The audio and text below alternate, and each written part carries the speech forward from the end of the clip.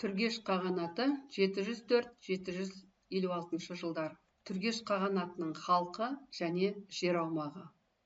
Түргештер 6 ғасырда Батыс түрік қағанатының құрамында болды.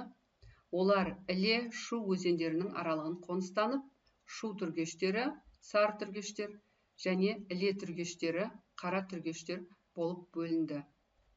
Есімізге түсіретін болсақ, Батыс түрік қағанатына Тан империясының әскерлері Жетісуға баса көктеп кіріп, сөйтіп батыс түркілер Қытайға тәуелді болып қалған еді. Одан кейін түркілер Қытайға қарсы күрес жүргізеді. Әсіресе сол күрестің ішінде түргеш тайпаларының күресі өнімді болып, 7 ғасырдың соңында түргеш тайпаларының күшеюіне әкелді. 704 жылы түргештер Жетісуда өз саяси үстемдігін орнатты. Түргештер әулетінің негізін Үшлік қаған қалады. Үшлік елді 20 әкімшілік аймаққа бөлді. Оның әрқайсысы әскер шығарды. Ол бас орда етіп Шу өзенінің бойындағы Суяб қаласын белгіледі.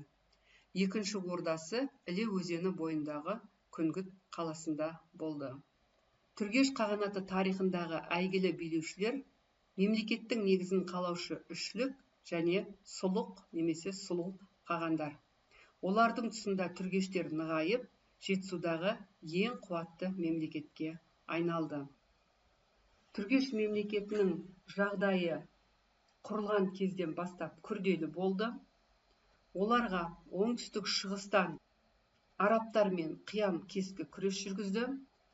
Араб халифаты кезінде арабтар исламды әлемге таратамыз деген ниетпен орталық Азия жеріне дейін басып келген болатын. Міне осы арабтармен қиян кескі күрес жүргізген екен.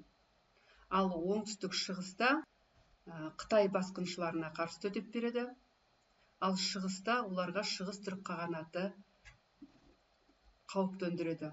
Сонымен түргеш қағанаты осындай үш жақты қысымға душар болған екен. Араб жаулап алушылығы.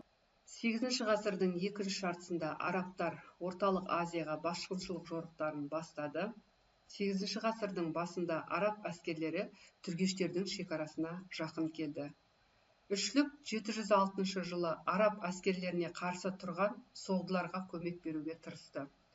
Түркі соғды одағының біріккен күштері Бұхара түбінде араб әскерлеріне айтарлықтай соққы берді. Алайда бұл жеңіс ұзаққа бармады. Араб қолбасшысы Қутайба ибн Муслим одақтастар арасындағы келіспеушілікті пайдалана білді. Қутайба орталық Азия жерін басып алды. Сыртқы басқыншылармен белсенді күрес Сұлық қаған немесе Сұлу қағанның тұсында болды. Ол 715-738 жылдар билік еткен. Сұлық қаған тұсында түргештердің ордасы Тараз қаласы болды. Талантты қаған мемлекеттің бұрынғы қуатын қалпына келтіре алды. Сұлықтың дипломатиялық және әскери шаралары Қытай тарапынан төнген қауіптің алдын алды. Мұның өзі түргештердің батыста арабтарға қарсы әрекеттерін жандандыруға мүмкіндік берді. Сұлық арабтарға қарсы батыл қимылдағаны соншалық, оған Абу Музахим Сүзеген деген лақап ат қойды. Қытаймен күрес. Сұлық қаза болғаннан кейін Қытай империясы Жетісу аймағына басқыншылық саясатын қайта бастады. 740 жылы Қытай әскерлері Таразды басып алып тонады. Түргештердің орталығы Суябты қиратты. Айта кететін жағдай, екі алып империя түркілердің жерінде өз ықпалдарын жүргізгісі келді. Араб халифаты кезінде арабтар ислам дінін шығысқа қарай барынша таратқысы келді. Сол мақсатпен жорықтарға шыққан екен. Сөйтіп орталық Азия жерін жаулап алады.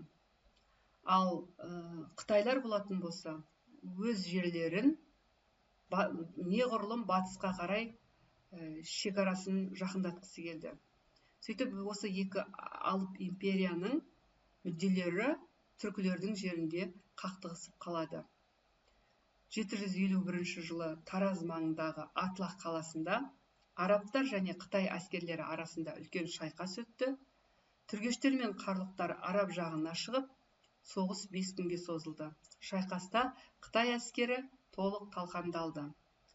Атлах түбіндегі шайқастың түркі халықтарының тағдырында үлкен тарихи маңызы болды. Қытайлар Жетісудан қуылды. Арабтар Орталық Азия аумағына шегінді. Бұл аймақта ислам тез тарала бастады. Атлах түбіндегі шайқастан кейін түркілер арасында ислам мәдениеті кеңінен енді. Жетісуға Алтай мен Тарбағатайдан қарлұқ тайпалары қоныс аударды. Әлсіреген Түргеш мемлекеті қарлұқтардың қысымымен 756 жылы құлады.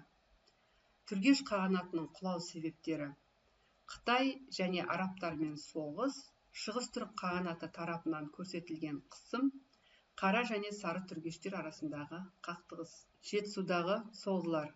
Соғдылардың Жетісуға 6-8 ғасырларда қоныс аударуының 3 түрлі себебі бар. Бартольд оның негізгі себебі ретінде біріншіден сауданы атайды. Екіншіден соғды еліндегі тап күресінің өршуі де өз әсерін тигізген. Билеушілердің қысымына шыдамаған соғды дихандары мен көпестері Жетісуға көшіп кеткен. Үшінші себебі Орталық Азияны арабтардың жаулап алу әрекетімен байланыстырылады. Соғдылардың Жетісуға қоныс аударуы 7-8 ғасырлардағы егіншілік және қала мәдениеті тарихында елеулі із қалдырды. Түркі тілді ортаға түскен соғдылар жергілікті тұрғындардың тілін, мәдениеті мен әдет-ғұрпын қабылдайды. Сөйтіп, соғдылар түркіленіп кетті.